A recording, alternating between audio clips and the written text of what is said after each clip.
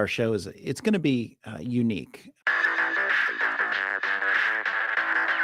You are what you do. You can say any amount of things that you want to say, but what you do is what everybody sees. People are like, oh, I'm just going to JV it. Like, let's just JV it. Like, what the hell does that mean? I cannot tell you how excited I am to hang out with you guys today, so thank you so much. Well, then that end buyer could come back and say, well, I didn't fully understand that it was subject to. That's not a thing. Like, the SEC has thought of all of these things. They've been here since 1932. And you can do what you want with your property. Buyers have time, they have negotiating power, they have options. Oh my gosh, I am blown away by your inexperience, and they've been in business 20 years. And that includes things other people put on your property, right? It's your property to be okay. Suddenly, cousin Jimmy's in a lawsuit. A novation is replacing one contract or one obligation with another. Out with the old, in with the new. Yes.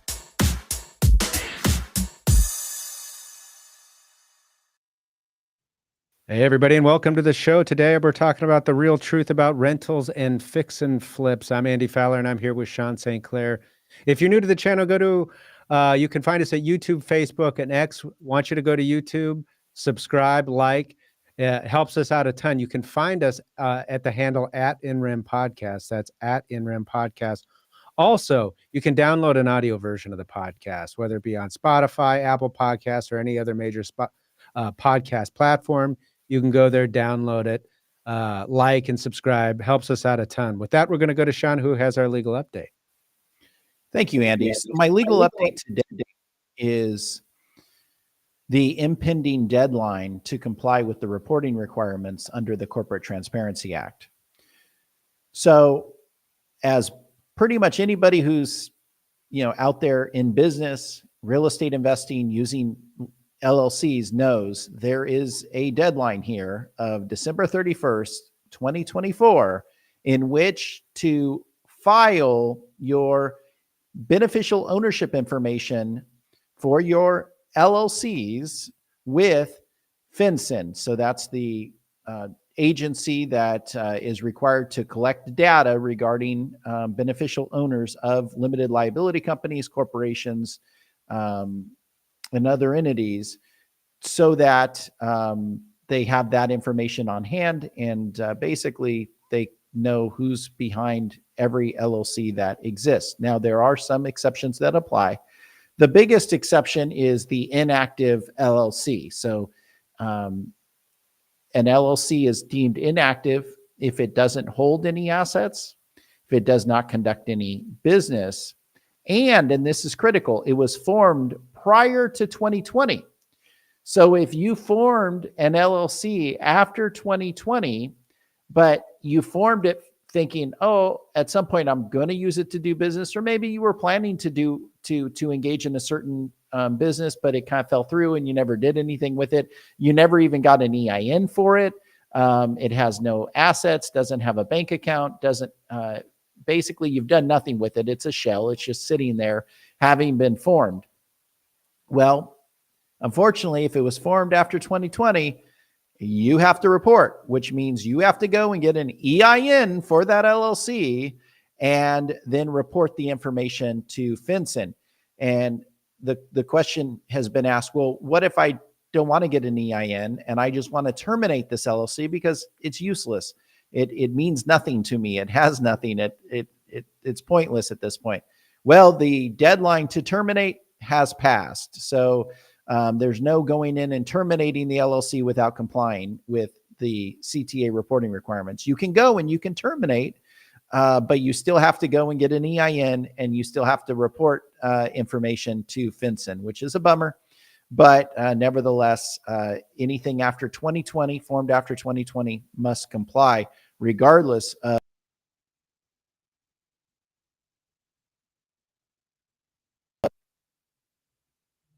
to provide this information. The penalties can be substantial. I mean, it could be up to $500 a day fine for intentional violations. It could mean jail or prison time. So a criminal conviction. So definitely make sure that you're taking the steps now. I mean, we're in December. So now's the time to start taking those steps to have this filed.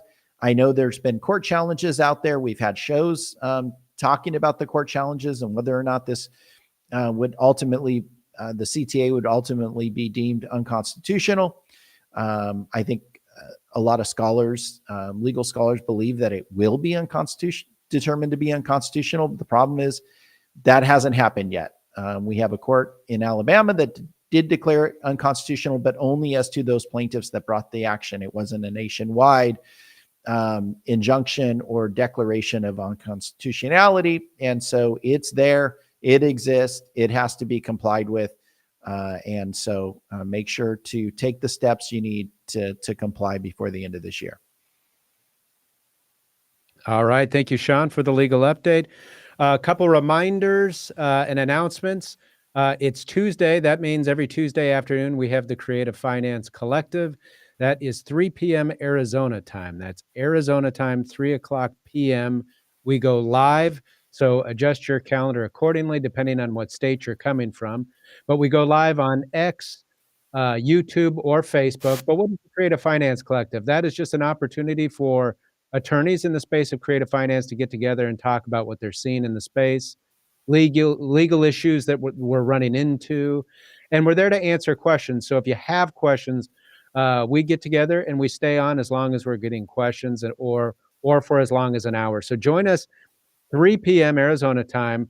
Come on, ask your questions. There's no question that we're not able to take, although if it deals with specific legal advice, we might do what we can to find you a lawyer or refer you a lawyer that is in your state that you're coming from, because this isn't just a one state specific show. Neither are the participants. They come from all over the place. So 3 p.m. Arizona time, they're Creative Finance Collective. Also today, if you have any questions for us or our guest regarding today's topic, feel free to post those in the comments. We'll get to those in the final 15 minutes of the episode. You don't need to wait till then. You can post those questions in the comments as you think about them. So if you're like me, you don't forget them. All right, with that, we're going to get into our topic today, and we're talking about rentals and the fix and flip market, but mainly we're really talking about the process and the investor space of turning your real estate into a rental. And with us to discuss that is Ingryd Hernandez. Ingryd, thanks so much for being with us. Thank you for having me. This is a complete honor, and it's really exciting to kind of see things going full circle. I've had the opportunity to have Sean actually help me as my lawyer for one of my more famous deals, I think, in the mentorship that I'm in. So it's kind of exciting. Well, that just tells me you've been in the space for a long time, because it's only a matter of time in business before you're going to need a lawyer. So you've been through it. You've earned your stripes, so to speak. Ingryd, so I know you're a real estate investor. Why don't you, for our listeners, kind of give us a background of you, how you what you do, and how you got into doing what you do? Yeah, certainly. I've had my real estate license since 2013, so I am a practicing real estate agent. But back in 2020, when things, started to go to poop with the pandemic, I really was like, why did I get into real estate in the first place? And it was because I wanted to own properties and secure myself a bit more with real estate. And so I joined the subto mentorship in January of 2021 after being skeptical of all the stuff that was out there. And really, that's when things kicked into gear and started buying property beginning that December of 2021. I've done wholesaling. I've done buy and holds. I actively fix and flip now. My husband is also an agent, so generally people come to me with still those needs, and then I hand them off to the hotter spouse, which is my husband. So, but yeah, that's how I got started. Now I own 14 properties and actively fix and flip, and that's how I got started. Well, it sounds like you've done a good bit, or been in or tried real estate investing from a number of different angles. Do you have a preferred? Is rentals your preferred, or do you just like to kind of move with the market and what's being given to you? Yeah, my perspective is that I'm a utility player. I played sports most of my life, and when I played softball, I was a utility player, and it was whatever the need is, I will fill in that gap. So I kind of take my investment in a very similar approach. However, but like owning rentals and being a buy and hold investor is a very different strategy than wholesaling or actively flipping, because it takes a lot more time, attention, brain bandwidth. So my preference is to buy, my favorite way of buying is just a seller finance, free and clear property. I'm coining this, but I know I didn't come up with it, like, because I had to help a few new investors learn like a straight line amortization instead of doing like your typical amortization, so that we can entice people who have free and clear properties to sell us their property while they can actually leverage it, kind of like an annuity, right? Where it's interest only for for however long we keep it, and we try to do a ratio between like 50 to 70% interest only to the seller, where we're still paying down on the principal.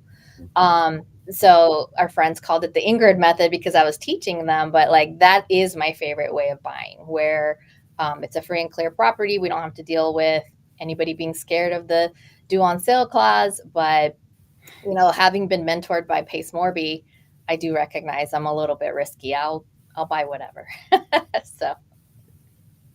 So Ingryd, you've been in the space for a little bit, and you like doing rentals. Our show today is about rentals. I think, boy, the investing in real estate for the purpose of making it an income producing property through rentals may be one of the oldest forms of real estate investing that we have. But in the age of social media and YouTube, there's a lot of, quote unquote professionals that'll tell the world how easy something is to do or not to do. But just to kind of start out, what are some misconceptions in the real estate investor community space are out there about rental properties and rental property investing? Oh, absolutely. The top two that I can think of are it's passive, when I have yet to experience that. And then the second is that you don't need that many to live off of. And I would say in this day and age where we want everything to kind of happen right away, not to say that that isn't correct, but it doesn't happen right away. Like it's going to take 7 to 10 years before you can actually make that be the way you can leverage rentals, living off the income from them. So, again, I started buying December 2021. So relative to how long I've bought my first buy and hold, I'm not there yet. So even owning 14, I don't take any money from those rentals. It's all reserves, and making or hoping that nothing drastic happens with my properties. But I've had the ill experience of having things go wrong with my rentals, and luckily for me, having that more conservative approach has allowed me to take care of those issues. From ACs going out to a booking.com guest, messing my property up and booking not actually covering it. So, and that was a $20,000 problem that I had to be able to fix. So, yeah. So let's break down those two misconceptions. So the first one is it's not passive. What do you mean by that? The money comes in, right? Is it only not passive if you're involved and don't have a property manager, or is it not passive even if you have a property manager involved? In my opinion, it's still not passive even when you have a property manager. I have a few that I do self-manage. My long-term rentals do well without having me to put a property manager in place. My other portion of my portfolio is co-living, and it's short-term, midterm. And because those strategies, those rental types are very active in terms of guest turnover, taking care of the properties, that sort of thing. Even with my property managers, I'm constantly having to approve certain maintenances, and things happen that, a pool pump will go out, or hey, trash didn't go out when it's supposed to, and now you have a violation with your HOA. And so there's things that come up all the time.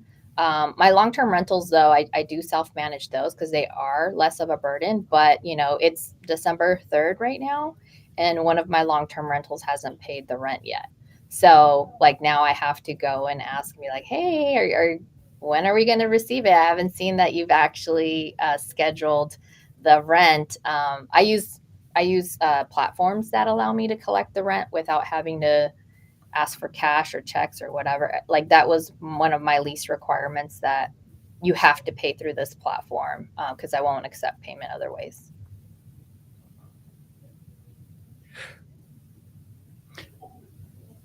And then on the second item, you talk about, hey, I need, you need volume in rentals to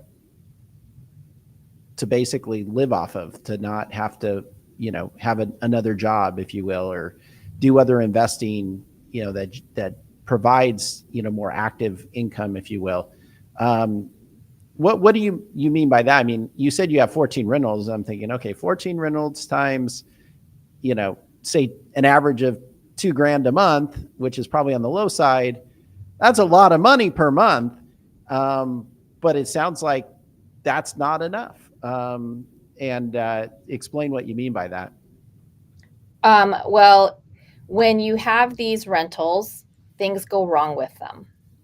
So I'll give you an example. My very first subto property that I bought in Houston, Texas, I've had to replace both AC units. And so I need cash to be able to do that. And then I had to replace it again, fighting the AC company, and they're like, nope, you're out of warranty, when I was literally a year and a month since they replaced them. And then, like I was mentioning, the other $20,000 that I needed to come out of pocket to fix the damage that a guest created. There's been pool pumps I've had to replace, a pool heater I've had to replace. And so and then especially in Arizona, if you're in the short-term, mid-term rental market, expect that you might have 2 to 3 months of each property not actually profiting. So for me, I've had to cover months where we didn't have a guest as a result of it being down season. So for me, I treat rentals more of a wealth management tool and not a cash flowing tool, meaning I take the depreciation against my taxes and manage the active income I'm actually producing through my wholesaling and my fix and flipping, rather than using it as a way for me to take money to actually live my life with, because something comes up with. And usually the people that come across me, like I say, hold your reserves for a good 4 to 5 years. So like the money you're making from your rentals, whether they are short-term or midterm, and then start taking from them. Like, you really need to build that nice piggy bank. I mean, I just went through, again, a $30,000 with my Houston property. And then my property out here in Surprise, like that's been another 5 to 10 grand that we've had to be able to spend on. So it's like, if I had not been just saving the money I was making, I would be in a tougher financial position. Now, Ingryd, knowing this, okay, these two things alone, knowing that this is going to be really a profession, right? This is going to take your time to do. This is not just something that's passive and money's just going to show up in your bank account while you sit and, collect sun rays in the Caribbean or something. And you know that it's probably going to cost, just managing property. There's going to be some unforeseen costs that go into this. I have to imagine that this impacts, after you've have some experience with this, your purchasing or acquisition strategy coming into the property, knowing the room you're going to have to do to deal with this, what it's going to have to look like to get in. So now, a little bit ago, you talked about one of your preferred methods of acquiring property. We can talk more about that. As we get into that, I want to kind of break down for somebody who's listening to this and thinking, well, I've always thought about getting into this. How should I be looking at getting in? I want to break down the different acquisition strategies that there are. We can talk about the costs and benefits of that and lead into why you like your preferred one. Let's start with the most obvious one, the straight cash purchase. Talk to us about the advantages and disadvantages of that. Well, I will add, knowing what I know now, maybe that's kind of where you're going with a little bit of your question. Would I do it again? I'm actually really happy about my ignorance to getting started, because many personality types, including my own, would have analyzed it to death and maybe never actually jumped in. Whereas I feel I am a problem solver and I'll figure it out. So I think if you have a figure it outable, attitude, that you'll figure it out. But as far as cash, part of understanding how to buy cash means you need to know how to underwrite, because the risk there is you might pay more than the product is worth, right? The property. I actually love cash deals if they're deeply discounted and if you can leverage what they call the BRRRR strategy. So buy, repair, rent, refinance, and then repeat. That's the BRRRR method. So if you're buying deep enough, let's say 50 to 60 cents on the potential dollar, right? Like the ARV, the after repair value.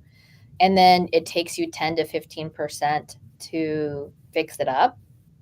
And then when you refinance, you're able to refinance at, 70 to 80% ARV. Well, now you technically, other than the time and effort spent on it, now you have a free property that may have even paid you back when you refinanced it. So that's an actual tried and true way of buying. And I would say it's probably the best way for people to buy if they're getting started, because part of becoming an investor is building out your net worth. And why do you want to build out your net worth? Because if ever you're in a jam, you should have the ability to actually leverage that as an asset that will pay you something back in order for you to maybe handle an unforeseen cost or something like that. So I actually love the BRRRR method and buying at a deeply discounted price. And it's why I fix and flip, which is the way that you also buy flips as well as rentals. What about borrowing from a third party? I think everybody kind of understands what that means. The first one we were talking about, cash, of course, assumes you have the cash to get started, right? So a lot of folks that are looking to get in think, well, I don't know if I can wait that much time or want to wait that much time to have the cash. Maybe I've got the credit worthiness or an income from some other job to be able to justify doing that. What are the risks and benefits to that? And is that even a technique that you like or even would recommend? Well, it's the only way that I do it. I was actually spoiled when I first started fixing and flipping. I've had this mentor from my corporate life, because I've had a corporate job, a high-paying corporate job for the last 20 years, which also allowed me to create some very good friendships and relationships with folks who I worked with. And one of them was a very strong mentor in my life. He taught me how to become a better leader. And luckily for me, he exited a software company. He sold it. And so when I first got started, all I did was private money lending with him. So he would give me the acquisition amount and the rehab amount. What we would do is we would review my underwriting. He had some background in real estate. And then once I did the first two with him, he's like, off to the races. We don't need to have this review time. Like, I trust the way that you look at the numbers.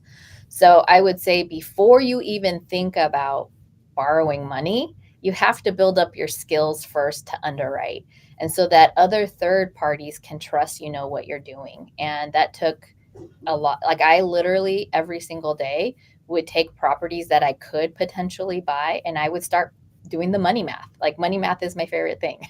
And I would go and see, okay, if I were to buy this, this is where I would buy it at. And then some properties I would follow through where a wholesaler tried to have me buy it, but I didn't buy it, and see if my numbers ended up where they should be. So it was really helpful to build my confidence when I would see, oh yeah, they did sell it for the price that I had underwritten it for. Arguably, I think it's one reason why it took so long for me to do my first deal, was because I was building up those skills. I mean, at the same time, I did have that privilege. I had a high paying day job. So in the evening, I would come home and I would practice underwriting every day. I would pick a property or two and I would do the math, so that I was building up my skills without any risk, right? Like I could figure out what my math looked like.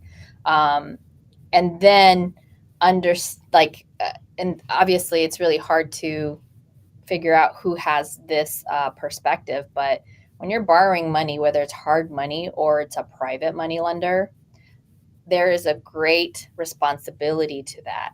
You know, I've had 2 flips, I'll say, go sideways, and I've always paid my private money lenders back. So I took the hit as the flipper, whereas my lenders never had to be worried about whether or not they were getting paid back.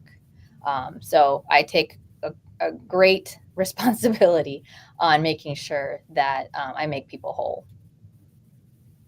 Now, this process of underwriting, it makes a lot of sense why that's important. You've brought it up a number of times, so it's important to you. Obviously, a monumental factor in doing what you do.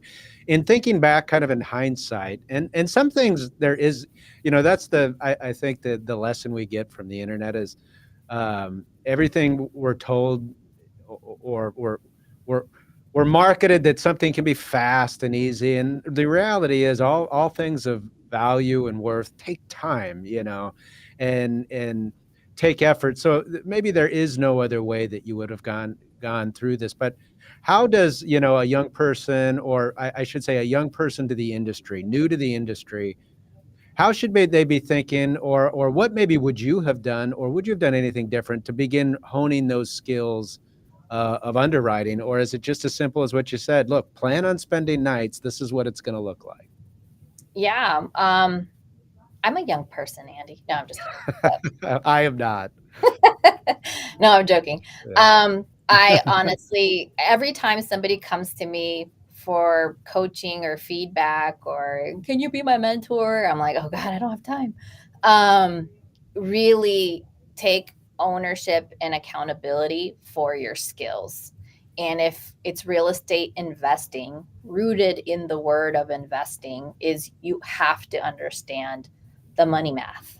If you cannot understand the money math, you're going to put yourself in precarious positions because you should be able to explain how you came up with the number you came up. And I think that is the most pivotal and important aspect of becoming a real estate investor in any aspect, whether you're flipping, wholesaling, buying rentals, even banks. Like I always tell people, continue to stay bankable, keep your credit score good. Like you have to be able to pivot in whatever way possible, right? Utility player. You have to be able to pivot. And if you can't, like you can sound dumb to banks if you can't spell out and how you came up with the math. And then you're losing your shot also to grow relationships that matter. So I think every younger person or new to this industry person should spend time like being really honest with themselves on whether or not they understand those skills. And if they don't have those skills and maybe they're more focused on the sales side, that they're teamed up with someone who's going to be able to do that for them. So the final 2 kind of acquisition strategies that come to mind are, in a high interest rate environment or a higher interest rate environment that we're in, everybody likes to talk about the creative finance, the subject to space. You mentioned Pace Morby. Obviously, you're familiar with that.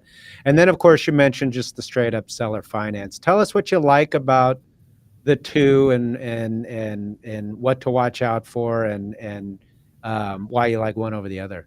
Yeah, I kind of see them as two different things. One side, you're having a third party or a bank qualify you. On the other side, you kind of own the control of that to a large extent.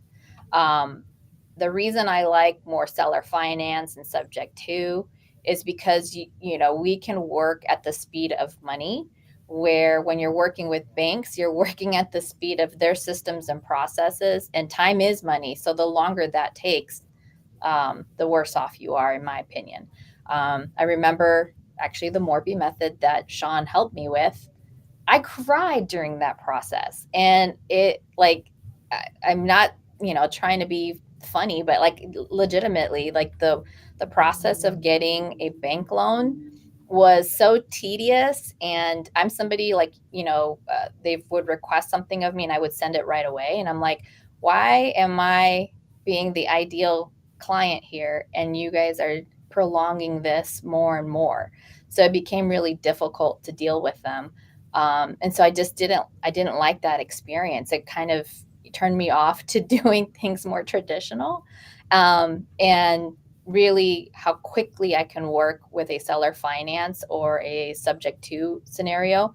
I mean, I can have a property closed in 2 weeks, and I can even do it faster than that. But the reality is like the more you can work with sellers as quickly as you can, the better. Because for the most part, sellers who are in a scenario where they're more amendable to having those types of offers, they're usually looking for expediency. So I find that tends to help more scenarios than not. So then that brings us to kind of the last strategy. There may be others, but these are the four we've listed out. But the last strategy, which you've already indicated is kind of your favorite, which is a straight seller carry, right? So the seller owns the property free and clear. They're amenable to carrying back the paper, and so or providing the financing. And so talk to us about your strategy there and what that looks like and why it is your favorite. Well, the most ideal scenario is like the one I bought a property like that in Sedona. It's a luxury condo. The seller had originally bought it in 2020 or 2021 for 600,000, and then found a condo that was more suitable for her down the way in Sedona, and so wanted to put her property back on the market. And she's like, "It's been 2 or 3 years. I'm sure I'll get at least what I paid for it." And there it was sitting on the market at 600,000. Nobody was paying for it. She had reduced the purchase price down to 550. Still nobody was even looking at it. So she was pretty upset. I had a wholesaler reach out to me, and then I reached out to the agent. I paid the wholesaler $5,000 from that referral. And, we were able to buy the property. Forgive me, it's a wholesale fee, but I gave them a wholesale fee. But what happened was I was able to offer her 600,000, pay $50,000 down payment, and it was a zero interest. So that's like the most ideal, right? Give the seller what they're looking for, making sure what they're looking for actually makes sense to the property they're selling, and get a zero interest scenario. That's the absolute best case scenario, right? The other is what I was mentioning before, the straight line amortization, where I think a lot of folks win, including the seller. I'm in the space where we help a lot of seniors. So when seniors are ready to go to assisted living, having a paycheck that they can count on is very helpful, and oftentimes complements things like especially if they're Medicaid or they're on Social Security or anything like that. So having a long extended installment sale, they actually like, as a result of moving to assisted living. So in those scenarios where there's free and clear properties, they may agree to a partial interest only purchase. So like 50% to 70% of my monthly payment is interest only. And so I'm paying principal on it still, but once you amortize them, you'll see it, they go anywhere from 485 payments to 600, and yes, it daunting, because if you're paying 50% interest only, you have to realize that when you're done amortizing, you've literally paid for the property twice over. But there's greater good in here. Like you're allowing for somebody to make their asset work for them beyond the scope of what the property is worth. Second, if it was an investment, they're paying a lot less in tax benefit, or tax liability. And then thirdly, again, you're talking to seniors. So now their asset is paying them beyond the amount that the property is worth. Even if you have a balloon payment, let's say 10, 15 years out, now you get to refinance, and the amount that I've paid down entirely is still not as significant as it would be doing a normal mortgage payment. However, the reason I will put these together that way is because I get to negotiate my monthly payment. So I'll give you an example of one that I'm working on right now. The seller wants $580,000 for their property. Their property is maybe worth a little bit less than that, but I told them, if you allow me to have a $1,900 a month payment, I can make that work and do a half Z's, half interest only, half principal only. I think that one amortized into like 512 payments or something like that. But he's going into retirement. It allows him to have stable income. And, it works for me because the payment is so low. It works for him because his tax liability is lower. And he's going to get a premium price for his property, and I can still cash flow as an investor. So it's just got a lot of wins around it. Mm. So when you're looking for a property, now that we've talked about the different kind of acquisition strategies, now we're moving towards finding the property that you like. When you're looking to purchase a property, are you looking for a property that's listed as a rental, being used as a rental, or are you looking for more something that has the potential? There may not be a rental in it, but there's some work I can do to make this a perfect rental. Or does it matter? Are you looking for anything? How does your thought process go into that? I'm looking for seller problems to solve. I would argue that it's less about the property with me and more about what is the seller's problem that I'm solving. And then secondary to that is the property, because any property for the most part has a price that will work.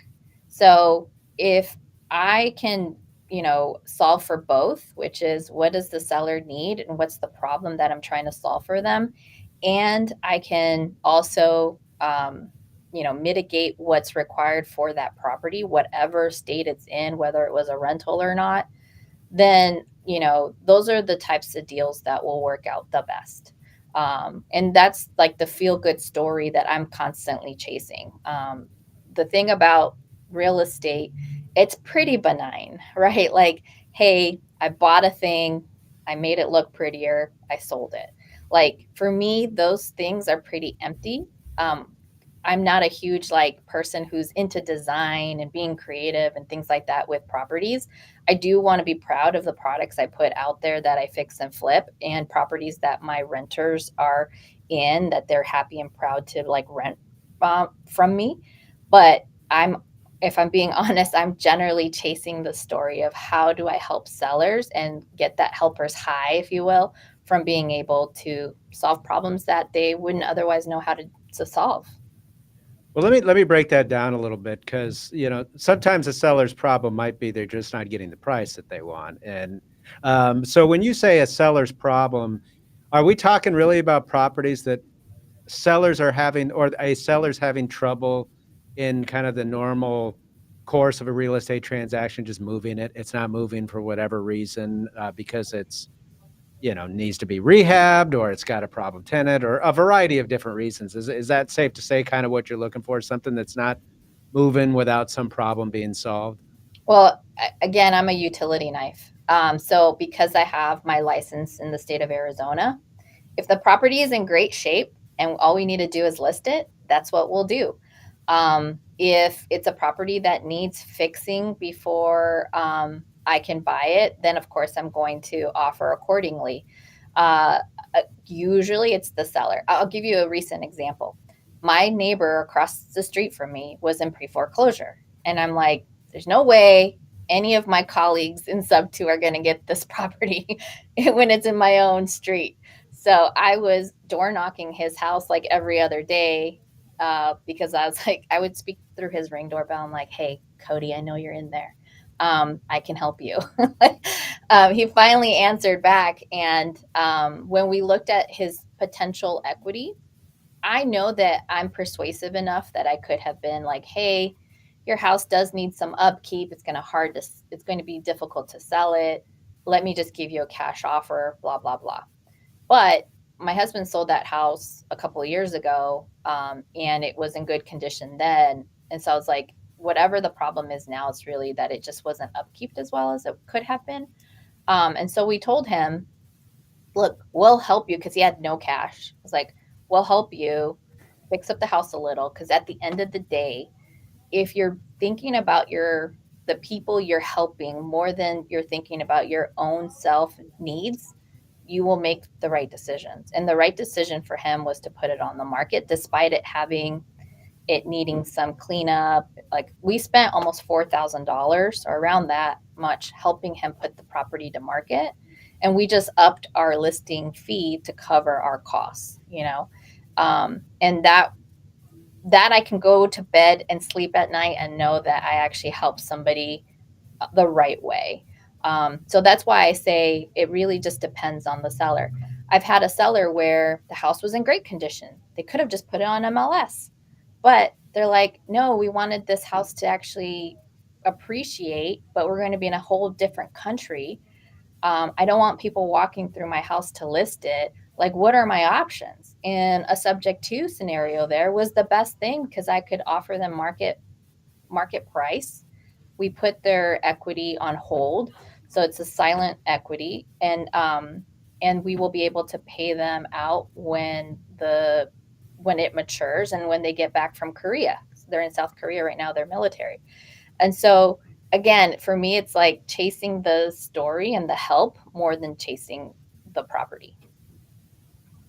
So now talk to us about the where. And what I mean by that is, how do you like to find these deals? Where do you like to go to locate them? Or is it just as simple as, like you said, your utility knife? You'll go wherever you got to go to find it. Walk us through that.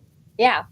Well, my ideal scenario is to buy them here in Arizona, because I do feel like being local to my market, at least right now in my evolution of owning real estate, I really just don't have strong reserves where I feel more and more comfortable like owning two out of market. I mean, I'll go to Vegas, for example, I'll buy here, and I'll buy Houston. Those three areas, I have really strong network where I can call on people who I really, really trust to help me get through any kind of problems I might have.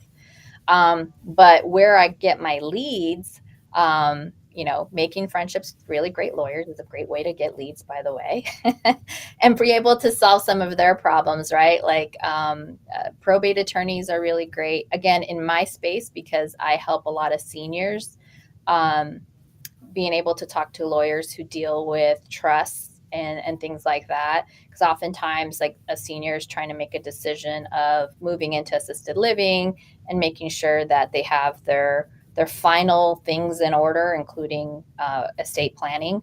And so those are probably the best leads when they come from either lawyers or senior assisted living facilities, because oftentimes in that space, a senior is trying to move into that community, but because they don't have friends and family and things like that they can trust, and even when they have friends and family, they may not move fast enough to help them.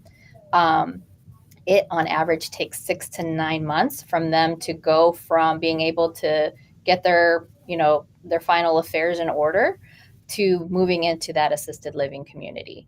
I was a caregiver for 8 years, and I know that once a senior knows they need to go to assisted living, that's a potential ticking time bomb, because a senior staying home and not being cared for in the way that they should be cared for, they may not make it to that assisted living place. So when I get involved, I can help them move into that community as short as 2 to 4 weeks. And it's all in the way that we help solve them. Like, for example, we'll give a no interest bridge loan, which is really just an advance on the offer that we make on their property, so that they can get cared for right now before something terrible could happen to them. I have my own experience with that with my husband's grandmother, who I was very, very close to, that had we made a decision much sooner, she may not she may have not passed away. And a lot of that has to be with, we don't tend to work with urgency. And we should be when a senior has identified they need to be in an assisted living place. So once you've acquired the property, and or I guess maybe even in contract to acquire the property, and let's assume for the sake of this question that you're not acquiring it with a renter, but you're acquiring it with the idea that you're going to be renting. For those who are just kind of getting into the space or thinking about it, I know every property is different, and what you're going to do to it's going to differ from property to property. But are there some things that you kind of know right from the start going in are some immediate kind of rehab work you're going to have to do to get this prepped for a rental? Well, yes, I'm gonna give you a lawyer answer, even though I'm not a lawyer. It depends. No, I'm just Ooh, that was a good one. I'm sure you get that a lot. Right. Well, I would say it depends on the level that you just purchased, but there are things that people should be doing to understand. If you're shooting for a specific rental amount, you need to be able to look at other properties that are renting for that in your area and compare. Does your property have similar amenities? Does it have a similar look and feel? Does it have the same number of rooms and bathrooms? Does it have a pool? Does it not have a pool? So all of those things will be a factor on how quickly you can stabilize your property to rent. So you have to look at it with unbiased eyes, which is really, really difficult. So generally speaking, I always recommend, even if you don't use a property management company, that they give you an opinion. And oftentimes, if that's all they want to do is they want to give you an opinion of what are some of the things you should consider doing with your property before they'll take you on as onboarding. So for example, one of my business partners, they own Habu Property Management. And one of the things that they do is they'll figure out, like where your property sits, what's its best use. Maybe it's co-living because it has no HOA. If you just put in, an additional $30,000 and make a couple more rooms, you can actually rent by room instead of doing your traditional long-term rental. So you want some of this unbiased feedback. So for me, firstly, do that. Secondly, understand there will always be costs to first putting your property on the market, whatever that might be, right? It might be $2 a square foot for painting, for example. It might be, or linear, whatever measurement type that they use. Are your toilets in working order? Because I've had a scenario where I bought a brand new luxury condo, right? That Sedona property, and the toilet kept going, and I ended up having to pay a huge water bill, and all it took was a new $75 toilet to not have that happen, right? So everything is an assessment. You should have a checklist, though, to say, here's the things that I typically will look for to see whether my rental is prepared.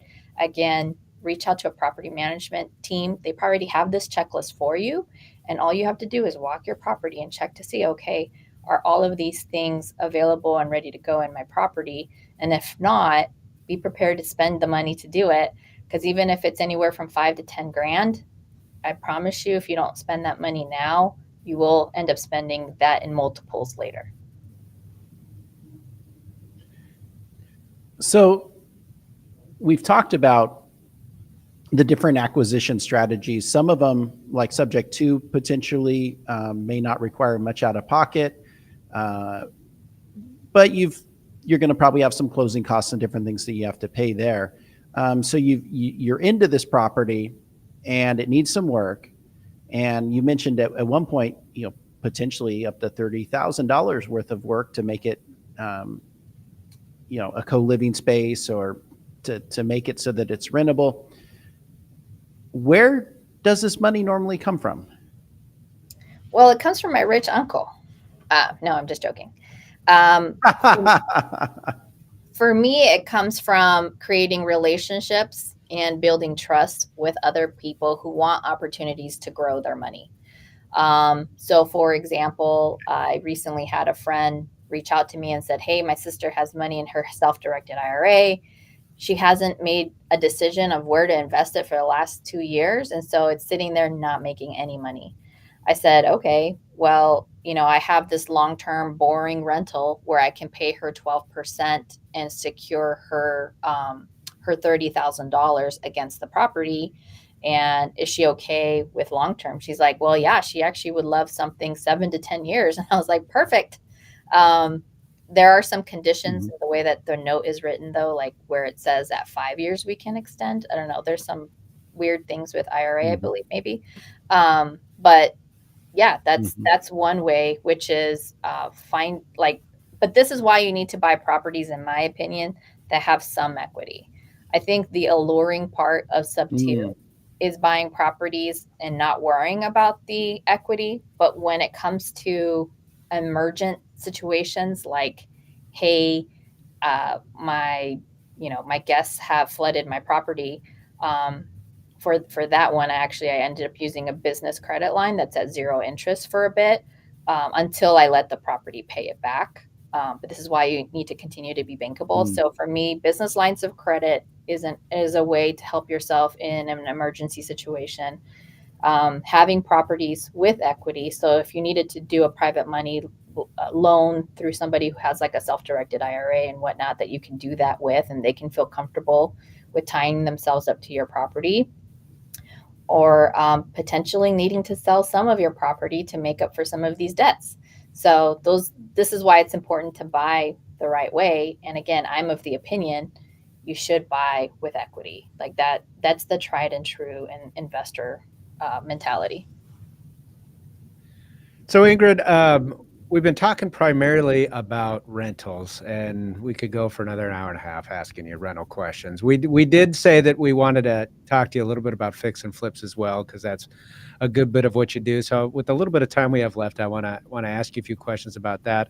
Kind of jumping back to our first question with rentals, I want to ask the same thing with fix and flips, which is, what do you think are common misconceptions out there right now about fix and flips? And I think fix and flips is kind of an interesting one, because some markets, it's like printing money, right?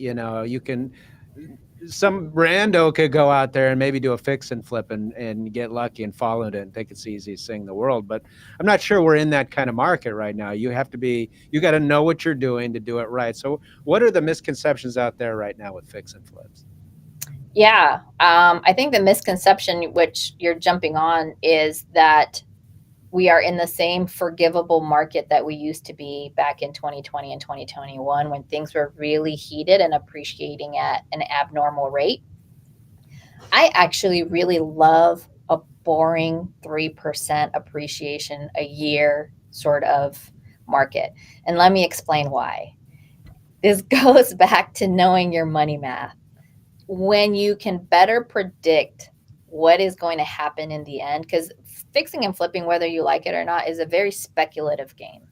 You don't know when, the president of what the heck was it? The Fed is going to say, okay, we've never historically done this, but we're going to move 2% in less than a year, right? And that's when I actually lost money.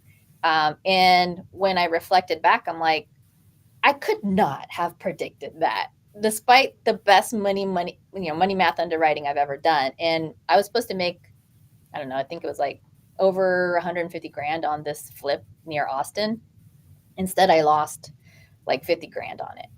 And so it's like, imagine that. I had to buy really well to have what is essentially a $200,000 spread, right? So there's some things you cannot predict, and that is the gamble you take with real estate investing with these extreme economical circumstances. But for me, I love a steady market, because then I can say I'm going to sell it for that and then work my way backwards, right? I'm going to sell it for that $450. It's going to cost me, $70,000, $80,000. Here's a $10,000 reserve, and then my goal is to walk away with at least $50K. That's generally my math. People haven't adjusted either, like the cost per square foot in actually fixing property here in the state of Arizona. When you're in a high appreciating market like Arizona, because that appreciation is there, it also means the cost of goods in that market are also higher. So there's things that move in parallel, and people forget that. So like our price per square foot right now on a rental is between $50 and $60 per square foot. So when you're doing the renovation math, and that's your average reno, you have to take that kind of math into account when you're trying to figure out like what is it going to cost to fix something up, and then if there's any major systems. We're now going into the time frame with a lot of properties here in Arizona that require new sewer pipes. That was something nobody was really accounting for, 10, 15 years ago. Now they have to, because many of them are failing. So one of the top things I ask is, what year was this property built? Because if it was before 1975, I'm expecting I have, new pipes to replace. And if I'm replacing new pipes, I need a deep enough discount in order to buy that property and just at least bring it to the modern era. So so let me recap. Misconception. One, that the appreciation in your market is going to help you. That's no longer the case. Two is how much things actually cost when you're renovating. And then the last one, which I didn't cover, is who you partner up to do your work is going to be critical. So you need a great project manager, a great GC. Sean St. Clair reminded me that in the state of Arizona, we've always had this rule that says anything over $1,000 requires a license. And I'm like, oh, they just haven't been enforcing it until recently, because California came down on fully enforcing it. And so now Arizona's taking the same approach. So you can't just have, your cousin do certain deals or certain upgrades. You have to have licenses that align with the projects that you're doing. So that also brings costs up, though, because in order for them to carry that license and be vulnerable for buyers to come back and say, oh, you did a shitty job, and sorry, I cussed. I don't know if you cuss here, but and sue your sub, for example, you have to protect them as well. So all of those things are now things that you have to think about when you're fixing and flipping. All right. Ingryd, this has been really good stuff. Really appreciate you taking the time. Tell our listeners how they can find and connect with you. Yeah, I'm most active on Instagram. And that's Ingryd, Ingryd_Hernandez. Once you type my name out, I'm usually one of the first ones, because it's just a different name of doing it. And then I'm on YouTube. We do a live podcast every Wednesday from 1 to 2 Arizona time.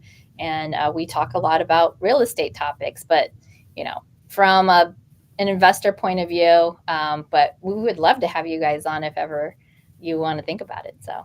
Well, that would be awesome. We'd love to do it. And we appreciate you taking the time. Really good information. Let's do it again soon. Yeah. Thank you. All right. Thank you so much, Ingryd. With that, everybody, that is our show. Make sure to join us next week, and we'll see you then. Have a good day, everyone.